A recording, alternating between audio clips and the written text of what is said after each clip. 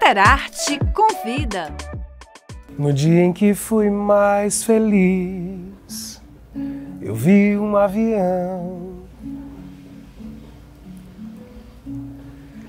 se espelhar no seu olhar até sumir.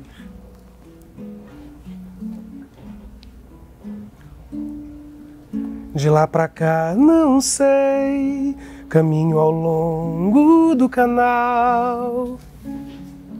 Faço longas cartas pra ninguém e o inverno no Leblon é quase glacial.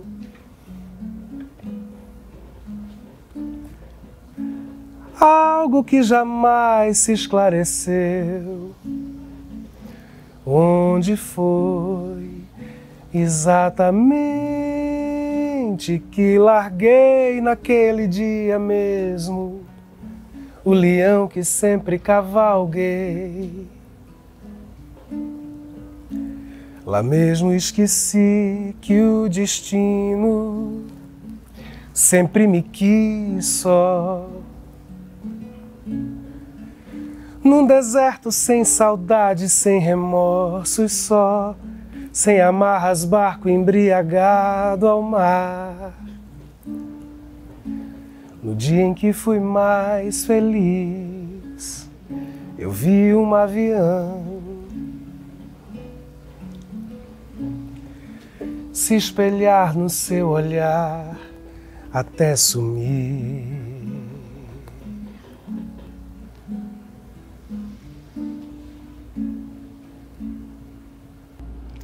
Olá, nesse clima romântico, calmo, tranquilo, de boa música, que a gente começa o nosso Soterarte Convida de hoje, aqui com o nosso querido Carlos Barros, cantor, intérprete, arte educador, historiador. Bem-vindo, Carlos. Prazer estar aqui com você, Eliana. Prazer sempre um prazer.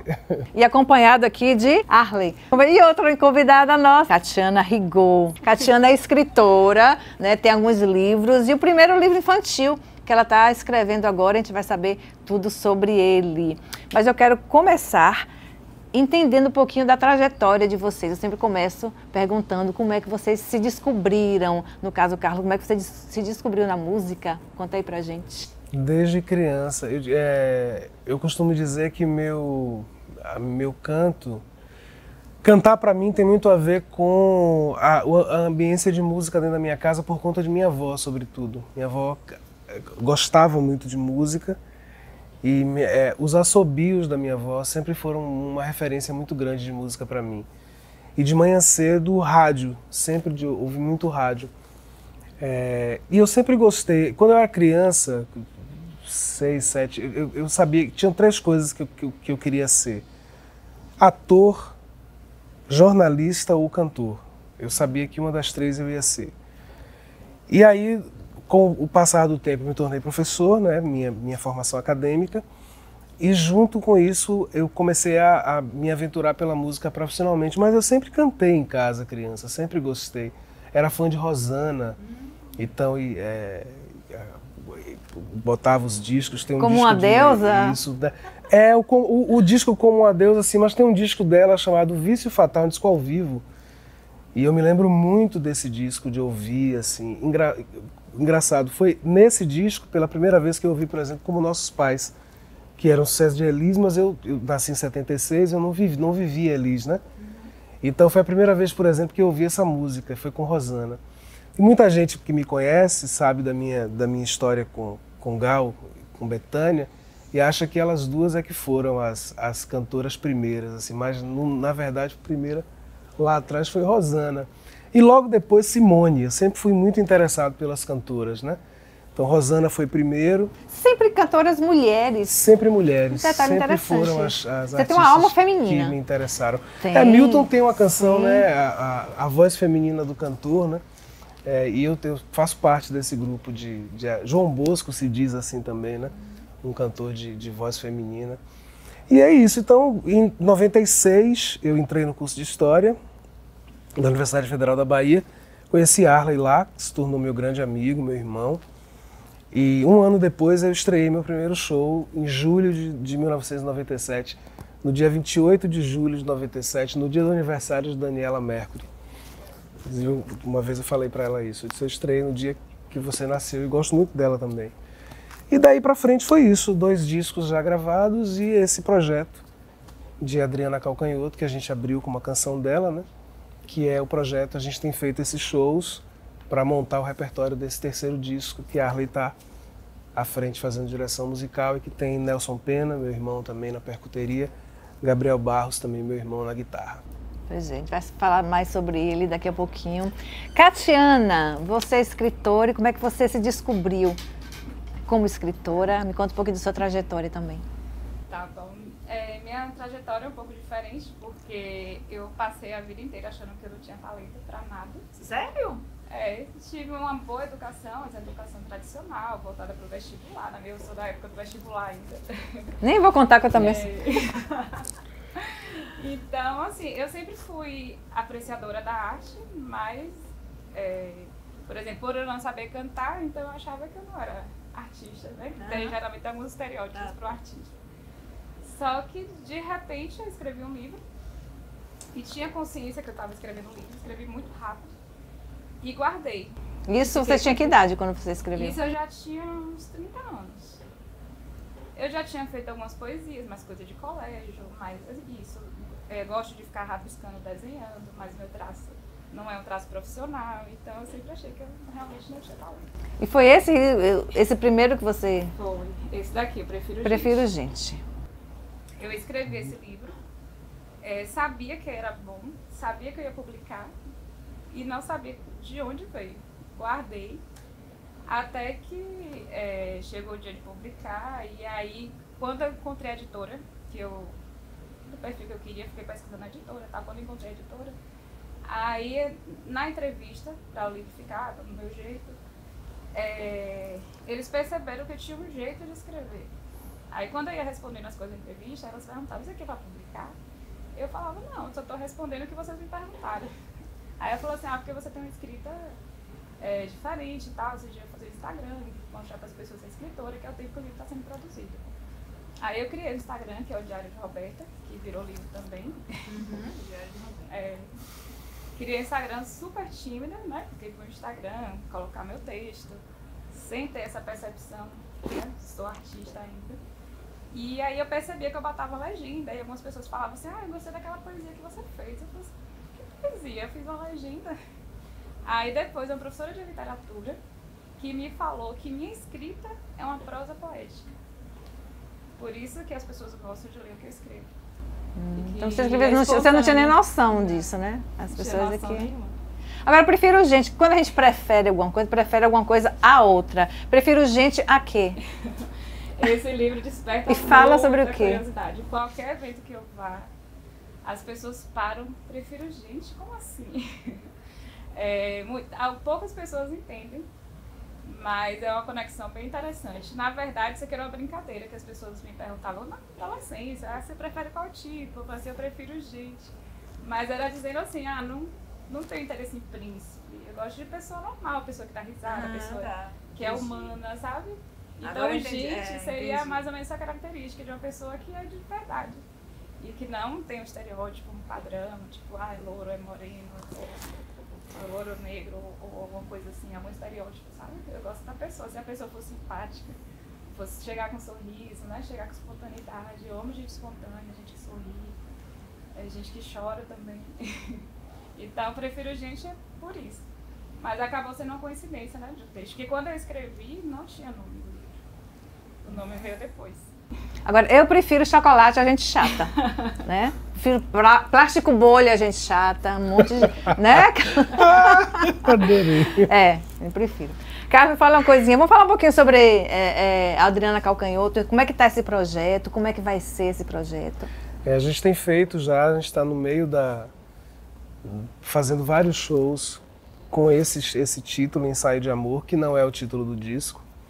Não vou dizer o título do disco ainda, mas a ideia de Ensaio de Amor... Mas já tem? Já está pensadinho. A ideia de Ensaio de Amor é justamente... O universo foi bem interessante quando você começou, que você disse assim, começar com esse clima romântico, esse clima de amor, porque a trajetória de Adriana, as composições dela, a gente que a Adriana é o tempo inteiro, publicamente pelo menos, amor. Mas amor não somente no sentido mais romântico de duas pessoas ou de relacionamento. Amor no sentido dessa abertura para a vida através da relação que ela tem com a canção. E a canção como um veículo para dizer coisas que se referem a esse desejo de amor, que muitas pessoas às vezes não compreendem que o desejo do amor pode ser a revolta por algo ruim, quando, por exemplo, a Adriana compôs a música por conta da morte daquele menino durante a pandemia, né, que estava com a mãe e que a mãe era empregada doméstica de uma casa e que a patroa desleixou, ele deixou sozinho e ele morreu. Ao mesmo tempo, o amor é a indignação e a vontade de dizer que a vida não é tão simples como em Senhas, que é uma canção importantíssima dela que está no show. O amor de Adriana é a sofisticação poética dela em cima de um modo musical tido por muitos músicos como simples, né, com poucos acordes, mântrico, cíclico, mas que na verdade em cima disso ela constrói uma série de elementos narrativos importantes e que eu acho que são fundamentais para um país que relega a leitura, por exemplo, ao terceiro plano, né? Um país que durante 4 anos... A leitura é a cultura em geral, eu acho. Né? Mas a leitura, a cultura em geral, mas ela falou uma coisa interessante sobre música, né? Assim, que é o estereótipo, você pensa, sobretudo num lugar como Salvador, como a Bahia, a música toma muito proscênio. Então, por exemplo, dança, literatura, são artes que ficam... É muito mais difícil para uma artista da literatura, para uma artista da dança, expressar e dizer as coisas, né? Bethânia fala super... Bethânia, quando fez... teve a história do blog que ela ia fazer que não deu certo, enfim, por várias questões. Depois ela fez um DVD inteiro, era um DVD, virou um DVD, mas era o encontro dela com uma estudiosa de Fernando Pessoa e que ela recitava poesia. E ela disse, é porque dar atenção à poesia nesse momento em que as pessoas... É tudo muito rápido, né? É tudo muito veloz, é tudo muito TT, para não dizer o nome da rede social, né? Dancinha.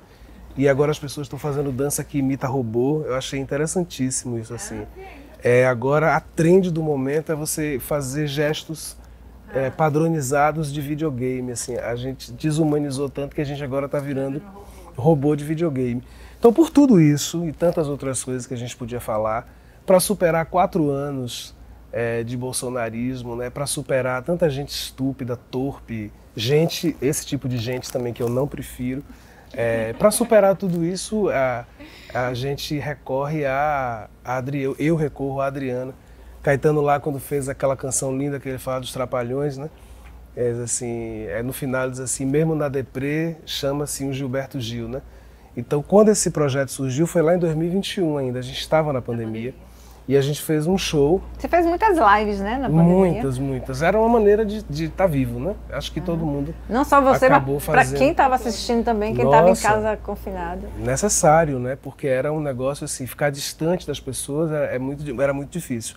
E esse projeto surgiu ainda na pandemia mesmo, assim. Eu queria já fazer um trabalho só sobre compositora, justamente pela particularidade de ser um intérprete cantando uma compositora. Na história da música brasileira, normalmente é o contrário. A grande maioria são compositores e cantoras, intérpretes, cantoras. Então me veio essa ideia e eu escolhi a Adriana pela relação mesmo que eu tenho com ela. A Adriana é uma pós-tropicalista também, muito tributária de Caetano, profundamente tributária de Caetano. Esses artistas têm uma relação muito grande tem uma influência muito grande na minha formação, né? Caetano, Gil, Gal, Bethânia. Eu escrevi sobre eles na minha dissertação de mestrado, né? Sobre Doces Bárbaros. E a Adriana é como se fosse um elemento e mais próxima geracionalmente de mim também. A Adriana é dos anos 90. Quando ela surge profissionalmente, 7 anos depois, eu também começo a dar os primeiros passos, né? E uma homenagem a ela, eu acho que ela é uma artista que merece todas as homenagens, uma professora, né, em Portugal, né, tem cadeira em Portugal, ensinando exatamente música popular brasileira e a relação da música popular da canção brasileira com a literatura. Enfim, eu acho a Adriana uma personagem importantíssima. E o fato de ser um baiano falando sobre isso, enaltecendo o calcanhoto, assim. Porque a Bahia tem muita coisa bonita, mas a gente também é muito fechado no nosso umbigo, né? E a gente, o texto da baianidade é maravilhoso, mas ele também tem suas sombras, e as sombras são essas, assim, um autoincensamento muito grande.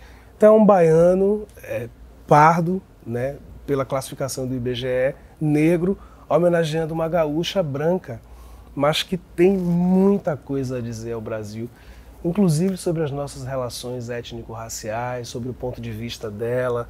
No disco mais recente ela fala, tem uma das canções do disco que chama-se Errante, né, que eu adorei também, porque de certa maneira eu me acho um pouco errante nesse lugar, um baiano que se interessa pela Bahia, mas que também se interessa por outras coisas e por outros lugares e que não deixa de ser baiano por conta disso. E como é que foi você selecionar as músicas? Porque imagino que você gosta de todas, né? Gosto, mas veio, quando eu penso show, a gente trabalha juntos há quase 30 anos, né? E cada um fazendo seus trabalhos, ele também tem os trabalhos individuais dele, eu também trabalho com outros músicos, mas a gente tem um modo de pensar. Quando eu pensei no show, eu falei logo com ele, eu disse, eu queria que você me ajudasse, que você dirigisse musicalmente isso aí. E veio a relação de músicas muito, não foi automaticamente, mas algumas pontuaram assim o eixo.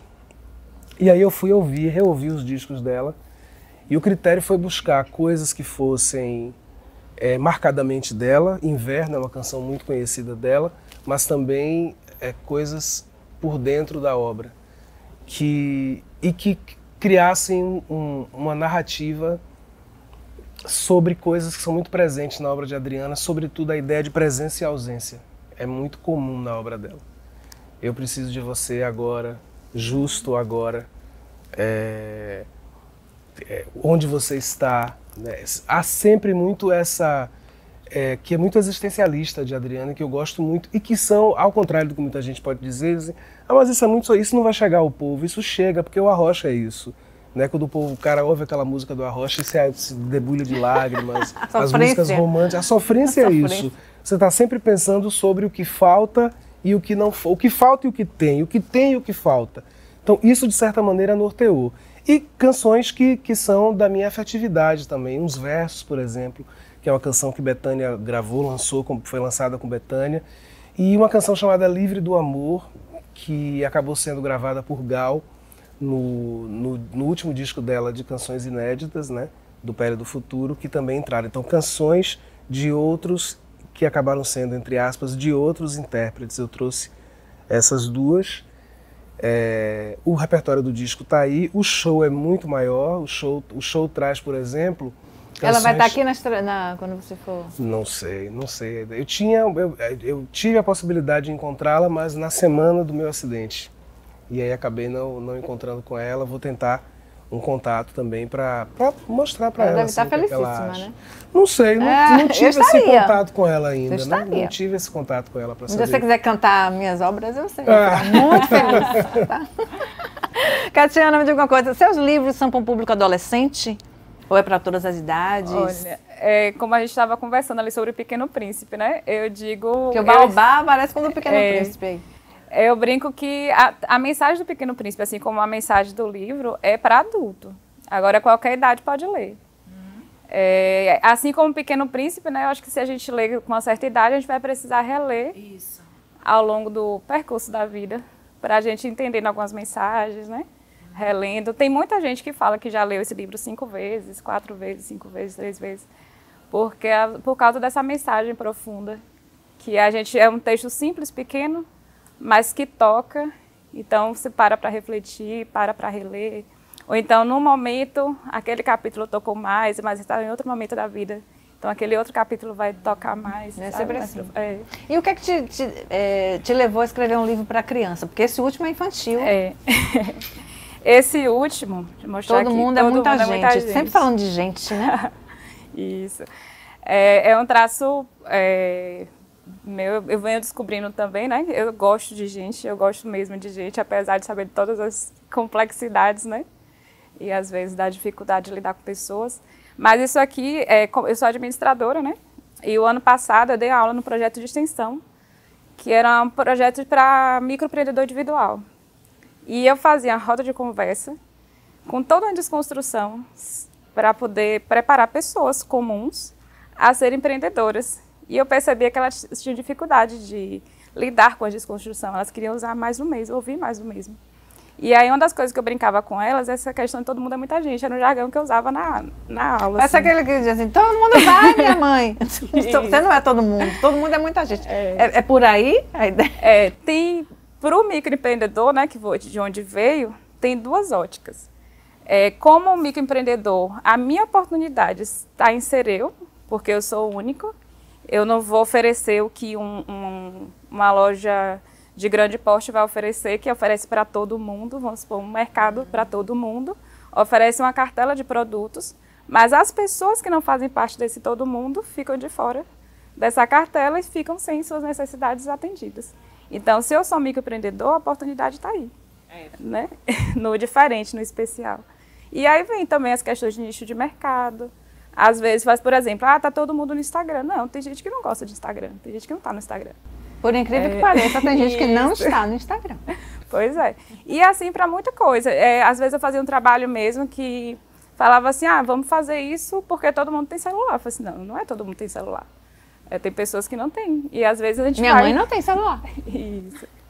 E tem várias camadas, né, sociais, de vários contextos e que não está todo mundo inserido. Aí, quando terminou esse projeto, por coincidência, eu percebi que eu estava fazendo 20 anos de formada. E aí eu pensei, eu conheci algumas autoras do mundo de texto infantil e fui convidada para um evento de literatura infantil. Aí eu falei, como é que eu vou para um evento de literatura infantil, seu livro infantil, se na minha cabeça tem um monte de livro infantil pronto? Na sua cabeça. Aqui dentro tem um bocado de livro infantil. E por que eu nunca tinha colocado no papel? Eu acho que a cada livro eu vou, tipo assim, criando essa identidade, tipo assim, de realmente entender, eu sou escritora. Isso é espontâneo, isso sou eu, me descobrindo. Então, às vezes, fica em insegurança. Por exemplo, quando eu fui publicar esse Todo Mundo é Muita Gente, eu fiquei muito na dúvida, assim. Fiz por causa do evento. E mesmo assim, eu fico assim, será que é bom, será que é bom? Será que alguém, sabe? Será que eu escrevo alguma coisa que realmente vai contribuir? Porque também não adianta escrever por escrever, né? Publicar de qualquer maneira. Eu tenho que ter uma responsabilidade, saber qual a contribuição que eu vou oferecer. Aí eu sei que eu fiz essa combinação, como eu fazia 20 anos de carreira, e eu percebi que os livros infantis, né? Eles tocam muito mais o adulto, porque a criança vem pura, né? A gente que forma a criança. Então, qualquer preconceito, qualquer estereótipo... Nenhuma criança nasce preconceituosa, né? Uma criança... Então, geralmente, o adulto lê com a criança. Aí eu falei assim, eu vou plantar a sementinha na criança, desse Todo Mundo é Muita Gente, para trabalhar, né, essa questão da individualidade, do conceito de massa. E aí eu fiz essa brincadeira aqui e trouxe para... Que deu certo. Para o infantil.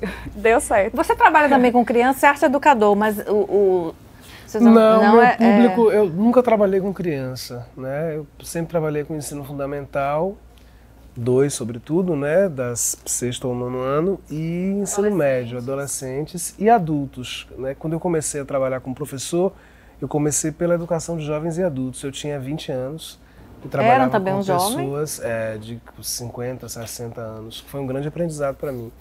E acho a coisa mais difícil trabalhar com criança. Eu não tenho a menor competência para... claro que você pode aprender tudo, né? Mas não me sinto com essa habilidade mesmo, né? De trabalhar. Por isso que eu falei, eu acho literatura infantil extremamente particular e tocar o universo de uma criança não é uma coisa simples assim, né? Do mesmo modo que nunca quis me direcionar para músicas infantis. A Adriana, por exemplo, fez 2 projetos, né? Um projeto em 2 partes, né? Que é o Partipim 1 e 2. E genial, maravilhoso, né? As crianças Mas não está no seu repertório? No disco não, mas no show a gente faz 2 canções. Não, tá. No show a gente faz 2 canções do Partipim. Não pensei para o disco, talvez, quando a gente realmente começar o processo de gravação, alguma delas possa entrar.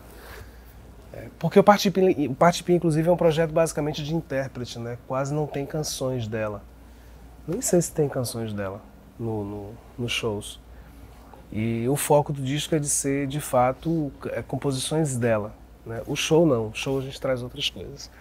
Mas acho trabalhar com criança muito específico, assim, muito difícil. Admiro quem trabalha como professor, fazendo obra para criança. Vamos com música, a gente volta com mais assunto aqui, mais conversa com Carlos Barros e Catiana. Vamos lá? Soterarte volta já já.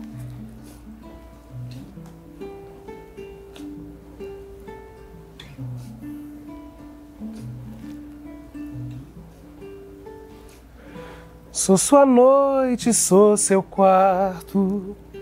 Se você quiser dormir, eu me despeço, eu em pedaços, como um silêncio ao contrário. Enquanto espero, escrevo uns versos, depois rasgo. Sou seu fado, sou seu bardo. Se você quiser ouvir um seu eunuco, um seu soprano, um seu arauto, eu sou o sol da sua noite em claro, um rádio.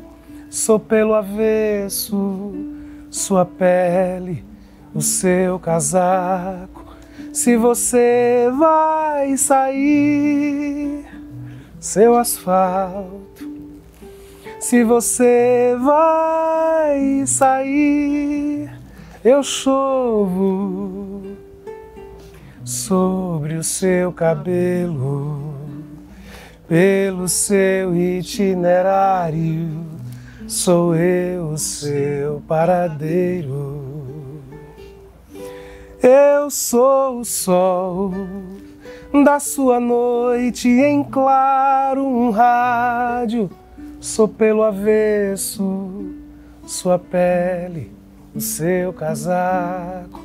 Se você vai sair, o seu asfalto.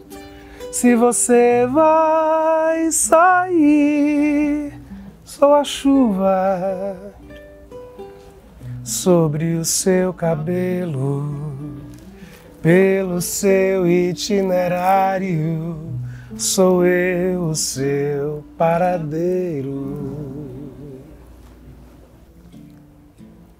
Se alguém pudesse ser um Siboney, boiando a flor do sol, se alguém seu arquipélago, seu rei, seu golfo e seu farol, captasse a cor das cores da razão, do sal da vida, talvez chegasse a ler o que este amor tem como lei. Se alguém judeu ioruba, Nisei, Bundo, rei na diáspora, abrisse as suas asas sobre o mundo, sem ter nem precisar, e o mundo abrisse já por sua vez asas e pétalas. Não é bem talvez em flor que se desvela o que este amor. E o nosso Soterarte está de volta, eu não quero mais apresentar, vou ficar aqui só ouvindo a tarde toda. Pois é, Carlos Barros, também acompanhado aqui de Arley, e também a nossa querida Catiana Rigaud, escritora, que está aqui com a gente. Carlos, fala uma coisa, você tem um projeto cantando Caetano também? Conta aí como é esse projeto. Tem sim. Durante meu percurso, né, eu tenho feito muitos projetos, tenho 2 discos que são de canções inéditas, que foram gravadas por mim, E tenho projetos também com compositores, né? Compositores e cantores que tem a ver comigo. E, na verdade, tem um projeto sobre Caetano e Gil, que Arley e eu fazemos, chama-se Nossos Retratos, canções de Caetano e Gil. Fizemos no Teatro Gamboa, fizemos na Aliança Francesa, fizemos no Xisto, no Espaço Xisto. E, recentemente, fomos convidados pela Casa Preta para fazer um projeto. A Casa Preta convidou 4 intérpretes, Pedro de Rosa Moraes, Sandra Simões, Ricardo Caian e eu. E no projeto, Caian tá fazendo Gilberto Gil, e aí eu disse, bom, vou fazer Caetano então. E aí peguei as canções de Caetano que estão no show Nossos Retratos e acrescentamos mais algumas. E que é também, Caetano é uma... Eu acho que é difícil no Brasil alguém que é da música popular e que nasceu depois de 1967, quando ele começou, dizer que Caetano não influencia de alguma forma. Aliás, até os seus contemporâneos, né, foram influenciados por ele. E com 16 para 17 anos de idade, Caetano e Gil foram 2 pessoas, 2 artistas, 2 pensadores importantes para configurar a minha maneira de pensar, mais do que a minha relação com a música. Então eu fui um adolescente que ficava, era o Circulador, era o Parabólico Camará, era o Estrangeiro, era o Raça Humana. Os discos de Caetano e Gil sempre me ajudaram muito a entender as coisas. E aí, por conta disso, a gente está com um projeto do Ensaio de Amor, Canções de Adriana, e recentemente a gente está fazendo essa homenagem a Caetano especialmente.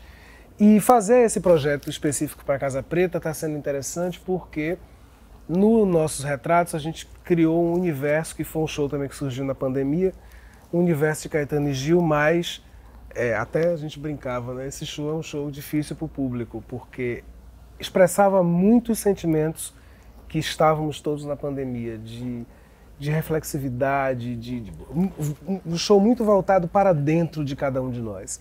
E aí esse convite de Gordo Neto da Casa Preta fez com que a gente abrisse para Caetano outros universos dele, por exemplo, o Caetano que flerta com o funk, o Caetano mais baiano, né, por exemplo, de Alpaió, que é uma canção que está nesse show. E a gente fizesse, eu chamo o show de Cavaleiro, que é uma canção de domínio público sobre a qual Caetano fez uma canção chamada Cavaleiro. E pelo fato de Caetano ser de Oxóssi também, de eu ser de Oxóssi, da relação com São Jorge, tá uma delícia. Eu gosto de passear sobre repertórios de compositores, assim, para mim é uma aventura boa para intérprete, né? Você mergulhar no universo de um compositor e dizer o que aquele compositor diz a partir da sua interpretação, do meu lugar. Que não é só a interpretação das canções, mas é a ordem que você coloca as músicas, né? Por que uma música abre para outra, a narrativa, né? Um show é uma narrativa, né? O show é um texto. Estou aqui do lado de uma escritora, né? O show Você é um texto. falando, eu só estava imaginando isso, que a leitura também, quando a gente publica o livro, né? A gente entrega a interpretação para o leitor. E aí cada pessoa que lê tem um sentimento, uma sensação. E as leituras são diferentes, né? Então é essa história mesmo. Até um quadro, né? Que você vê a pintura do pintor que dizia uma coisa, mas você interpreta de outra. A arte é subjetiva. Profundamente, que bom, né? Por isso que ela é perigosa, né? Ainda bem. Ela é perigosa para quem está no poder, porque ela abre isso. Nos põe a pensar, né? A refletir. Catiana, como é que está o mercado literário? Eu fico assim, algumas livrarias fechadas, as pessoas estão lendo menos ou estão lendo mais de forma eletrônica? As pessoas não estão lendo? Como é que você avalia? Quando eu publiquei o Prefiro Gente, eu percebi que algumas pessoas tinham um medo de pegar no livro, assim. Muita gente só pegou o livro mesmo porque era o livro de Cati. E eu falei, caramba, o que está acontecendo, né? E aí, pela própria trajetória, né, como escritora, eu fui participando de alguns eventos e eu comecei a levar livro para as ruas aqui em Salvador para fazer essa experiência. Eu sempre fiquei muito incomodada com aquela frase, brasileiro não lê, que eu acho isso muito simples, né, porque a gente responde aos estímulos que a gente recebe. Como eu sou do interior, passei por muitas cidades, eu sei que no interior a gente praticamente não tem livraria, né? Livraria é uma coisa no shopping da capital. Então, como é que eu vou simplesmente dizer que o brasileiro não lê, né? Então, eu falei assim, vamos botar livro na mão das pessoas para ver o que acontece. Porque a leitura é um entretenimento, é como ouvir uma música, como você assistir um filme, né? Como tantas outras coisas você pode fazer. Já aconteceu comigo, por exemplo, de eu convidar alguém para me ajudar em algum evento, a pessoa que não tem costume de ler, por ela estar ali comigo, ela leu. Então, você tá com o livro na mão, é muito difícil você não folhear, não ficar curioso. Né? Porque os livros são interessantes. O toque do livro é diferente, né, do que você ler uma coisa eletrônica. Aí o cheiro, folhear. Como uma boa administradora, né, que eu descobri isso também, que muita gente fala assim, por que sua carreira é diferente? Por que sua trajetória, sua forma de atuar é diferente? E algumas pessoas associam isso, o fato de eu ser administradora. Então, todo evento que eu vou, eu faço muita observação do comportamento das pessoas, tem a ver também com a pós, né, de psicologia organizacional, para entender essa relação das pessoas com o livro. Então, tem um funil, né, por exemplo, de quem lê, para quem lê livro físico, para quem lê livro nacional e para quem está disposto a conhecer os autores que estão escrevendo agora. Então, a gente vai fazendo esse filtro e, ao mesmo tempo, a gente percebe que quanto mais a gente vai para as ruas, mais as pessoas voltam a se olhar para isso. A primeira vez que eu fui, as pessoas já estranhavam. Hoje em dia eu já sou convidada para ir. Hoje em dia a maioria das feiras de Salvador já tem um standzinho de livro. Mesmo sendo, né, mesmo quando é uma feira mais aleatória, a maioria, quando não tem um expositor com livro, ele já convida, não quer vir com o seu livro, com os livros. E aí acabou criando um movimento, né, que hoje em dia eu não saio só com meus livros, eu saio com livros de vários autores baianos. E eu fico orgulhosíssima de ver uma mesa dessa cheia de livros de autor baiano de excelente qualidade, poder falar sobre todos eles. Eu estou praticamente virando a livreira. Mas é muito gostoso. E é bom, assim, ver essa transformação. Porque a minha inquietação era ouvir essa frase, brasileiro não lê, porque é simples demais para a complexidade do contexto, né? Então, eu não vou me conformar com isso de que as pessoas não estão lendo. As pessoas leem menos do que deveriam. Até porque as redes sociais, né, hoje em dia são imagens, mas quando elas começaram, elas eram mensagem de texto. O WhatsApp é texto, né? Então, eu digo, é só... Tem gente que tem preguiça de ler, de interpretar. Isso. Interpretar acho que é a coisa mais difícil. Você lê uma coisa e... O que é? Meu Deus. Gente, falta incentivo para a cultura, falta financiamento para a cultura, falta políticas públicas para a cultura. Foi a palavra, Carlos Barros. Para quer me ajudar? Isso aí? Pergunta. Sim. Simples. Eu acho que a gente vive em um momento atípico. Talvez, no panorama histórico mais amplo, a gente possa dizer que no Brasil falta incentivo. Mas, curiosamente, com esse período da pandemia, eu acho que a gente deve considerar os efeitos da Lei Aldir Blanc, agora também os desdobramentos da Lei Paulo Gustavo. Eu acho que isso, na verdade, é resultado da presença de Gilberto Gil e de Juca Ferreira lá atrás. Porque a cultura foi deixada em segundo plano aí. De uma melhor distribuição, uma capilarização dos recursos. Assim, e estou falando como um artista e um produtor que foi beneficiado por isso, através da FGM, em pelo menos 2 projetos recentemente, através dos editais. Eu acho que os editais são um canal de interlocução interessante entre produtores e o financiamento público. E também de alguns do setor privado também se vale desse instrumento. Então eu acho que neste momento há pelo menos uma vontade de refletir sobre o fomento e criar novas... Há uma luz no fim do túnel, eu acho que, veja assim, né? Eu pegando esse gancho, né, que ele trouxe da pandemia, eu percebo que a maioria das pessoas que eu busquei para fazer os primeiros contatos nesse campo literário foi durante a pandemia e foi pela rede social, daí veio um lado bom, né, das redes sociais. E eu percebi que a gente conseguia ali se encontrar. E por nicho, sabe, por área de interesse. Então, a gente acaba descobrindo muitas pessoas que se despertaram como artista, como escritor, como poeta, né? Eu percebi que tinha muita timidez das pessoas que gostam de poesia, por exemplo, de expressar sou poeta, eu leio poesia. Isso não é uma coisa falada publicamente. Então, isso é uma coisa que a pessoa faz ali no seu silêncio, quase que como um diário. Quem é poeta é quase que escreve como se estivesse escrevendo um diário.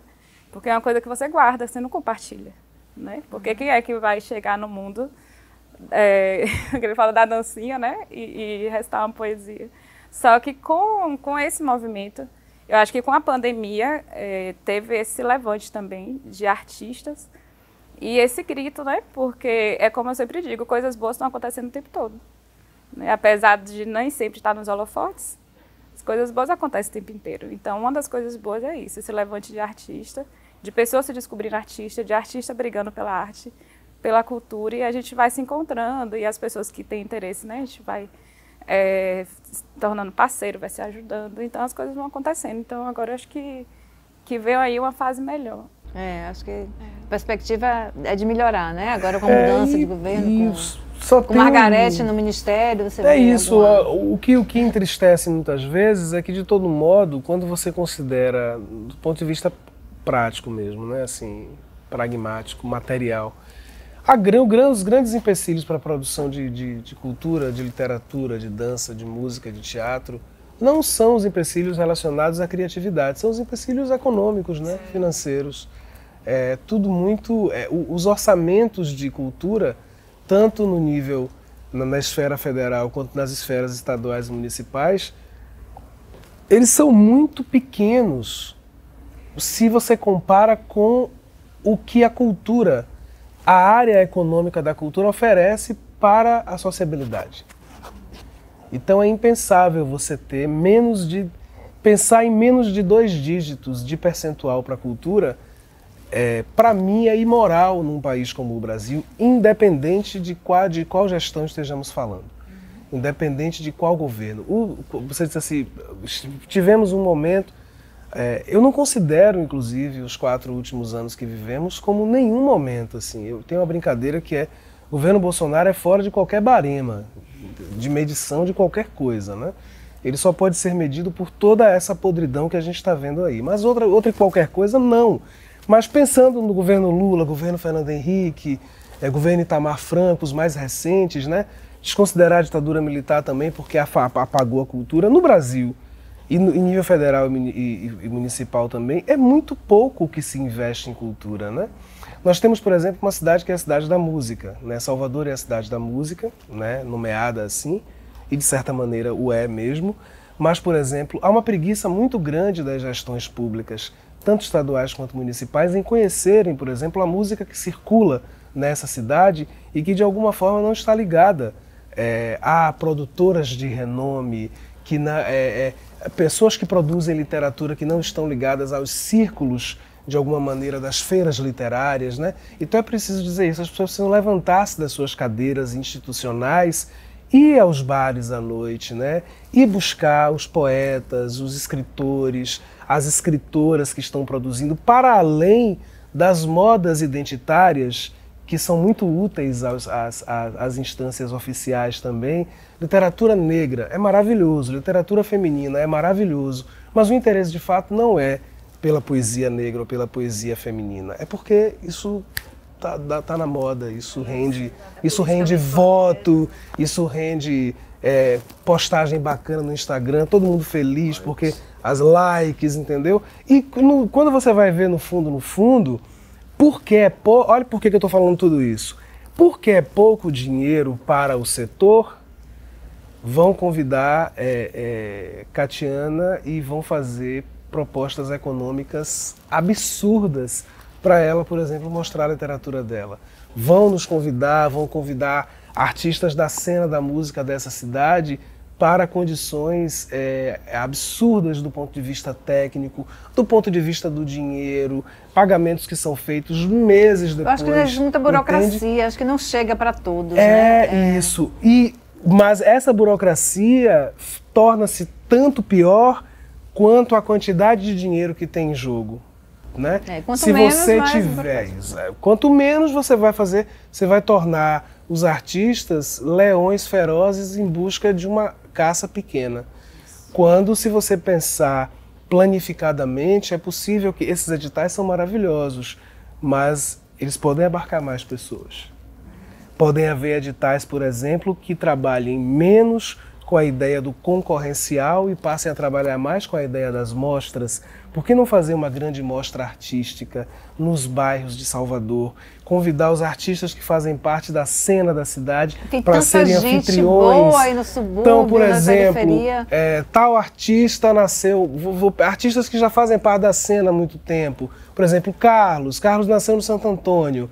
Então, esse cara nasceu lá. Vamos pegar Carlos, Juliana Ribeiro, de onde ela vem, Cláudia Cunha, Sandra Simões, Vércio, Arley e outros tantos artistas. Vamos fazer. Essas pessoas são anfitriões de uma galera que está nos bairros para fazer. Você paga R$1.000 de cachê para esses artistas. Isso é muito pouco diante, inclusive, de uma série de gastos que você tem. Estou dizendo aqui, isso é independente de qual gestão a gente está falando. Isso é a maneira como a res pública, a coisa pública, é tratada no Brasil, né? A cultura, ela é uma cerejinha que você bota no bolo, na verdade, para apenas rechear o show e o espetáculo, que é o espetáculo de um modo de pensar o país, que é muito tosco, né? Vou voltar a falar nesse tema de novo, mas o bolsonarismo não surgiu do nada. Ele surgiu de uma compreensão de que essas coisas são menos importantes. Para que livro? Vai perder tempo com livro? Vai perder tempo com poesia? O que você acabou de dizer?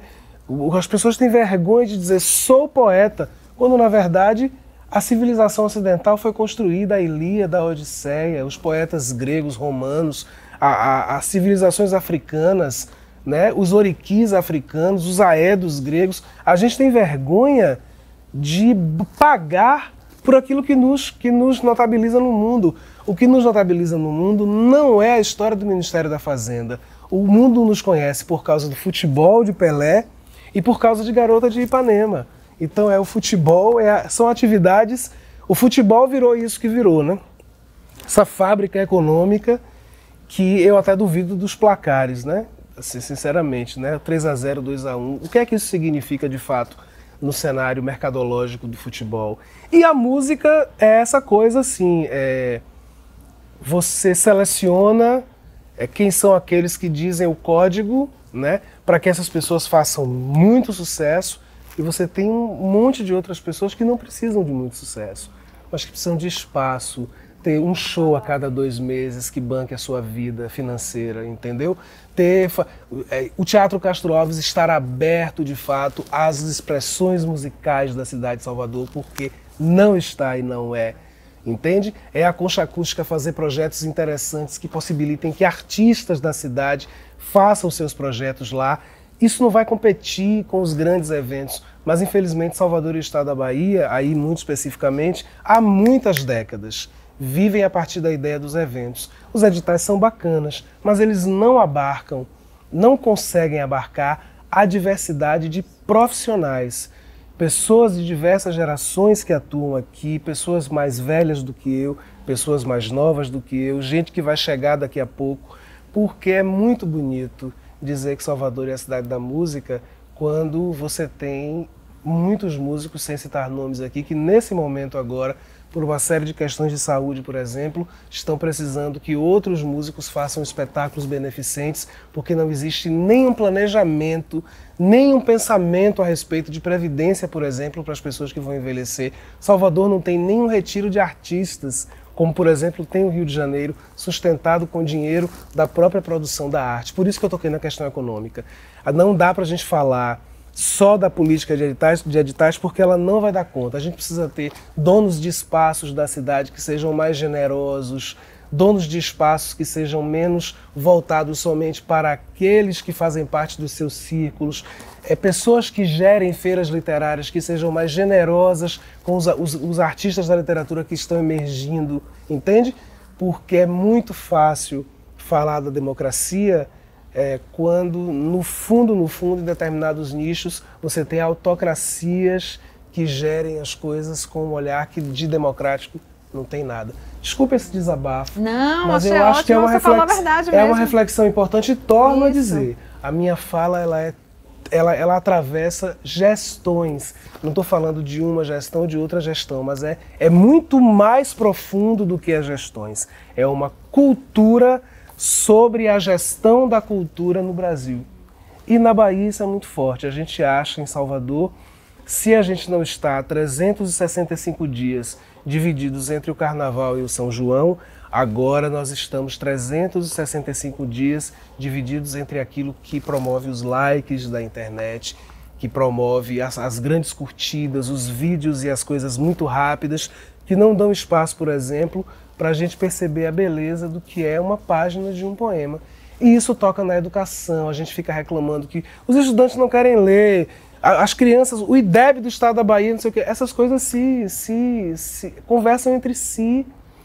Se eu não tenho políticas públicas de verdade que invistam no tempo, na temporalidade, de parar para ler um livro, de sentar e assistir um espetáculo de teatro, se eu não fomento isso, eu não posso cobrar que os índices, e aí eu falo agora como artista e falo como professor, como formador de professores que sou, não dá para querer que os índices das avaliações sobre a educação no Brasil sejam altos se você não tem um estímulo de verdade do Estado brasileiro em todas as instâncias para a gente saber que o passado não termina em Sandy. Eu fiquei assustadíssimo para finalizar quando eu vi uma matéria, uma pessoa botou uma foto de Sandy e de Anitta e foi perguntando nas ruas a pessoas, eu tenho 46, tinha pessoas de 30 anos, 35 anos respondendo, quem é? Não sei quem é Sandy.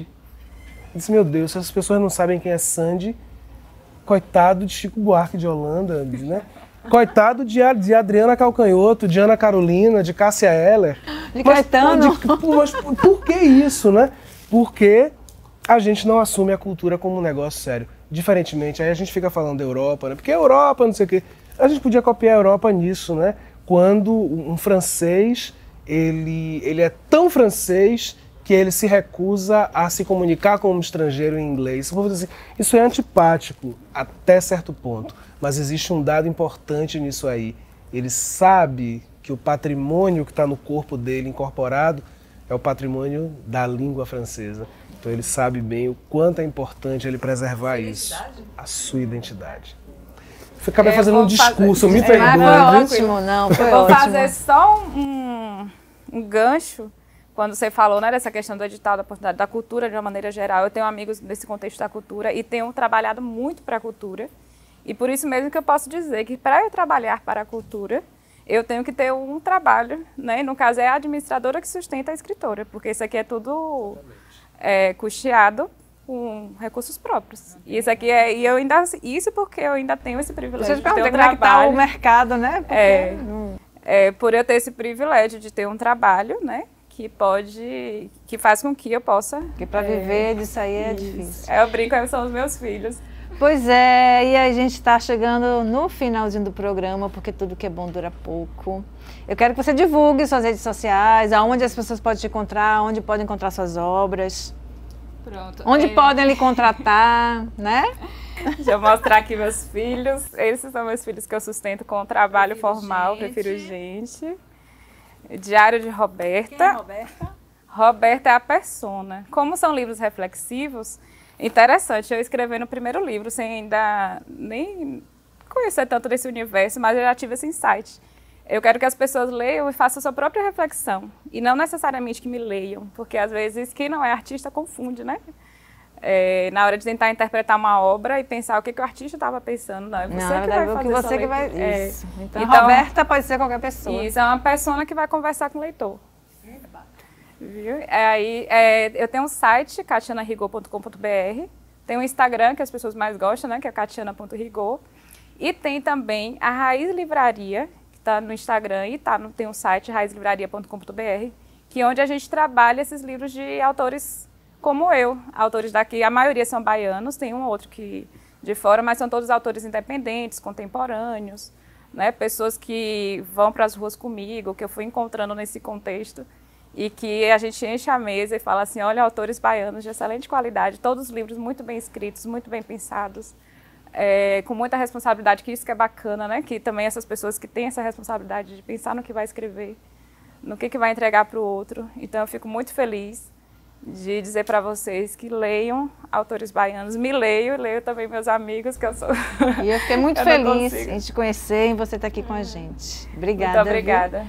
E eu queria agradecer também a vocês dois. Divulguem as redes sociais, onde podem conhecer o trabalho de vocês, onde podem te encontrar. Arley Eduardo Oficial. Arley com H e com I. Arley Eduardo Oficial. E através do meu Instagram vocês podem chegar aos links. Eu tenho um disco que está disponível no SoundCloud. Vai para as plataformas até o final desse ano. E tem todas as minhas redes, Insta, YouTube. O meu é @Carlos Barros Oficial também. Lá também você tem o link para chegar nos discos. Eu tenho 2 álbuns gravados, lançados. Cantiga Vem do Céu, que é de 2009, Antes da Próxima Estação, de 2014. E também no YouTube tem muitos vídeos. Eu sou da cultura do registro mesmo, então tem shows meus, participações no meu canal do YouTube, que é Carlos Barros Cantor. No YouTube é fácil achar, mas no Instagram tem um Linktree para todas as redes. É isso, a gente está com esse show de Adriana e vamos bola para frente. Bola para frente. E esse programa também, que está na TV Câmara Salvador, também vai estar no YouTube. Você acessa lá nossas redes sociais, TV e Rádio Câmara Salvador, e está lá esse programinha aqui para ouvir, ver, rever, enfim. Vamos terminar com música, porque música boa vai encerrar o nosso programa. Adriana e Caetano, né, fazer uma canção de Caetano, que a Adriana gravou no 2º disco dela, Senhas. Até semana que vem. Onde será que isso começa? A correnteza sem paragem, o viajar de uma viagem, a outra viagem que não cessa. Cheguei ao nome da cidade, não a cidade mesma espessa. Rio que não é rio, imagens. Essa cidade me atravessa. Oh, oh, oh, oh, e boi, e bus.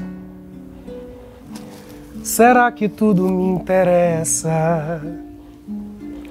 Cada coisa é demais e tantas. Quais eram minhas esperanças? O que é ameaça e o que é promessa? Ruas voando sobre ruas, letras demais, tudo mentindo. O Redentor, que horror, que lindo. Meninos maus, mulheres nuas. Oh, oh, oh, oh, oh, e boi, e bus. A gente chega sem chegar. Não há meada, é só o fio. Será que para o meu próprio rio, este rio é mais mar que o mar? Oh, oh, oh, oh, oh, e boi, e bus, sertão,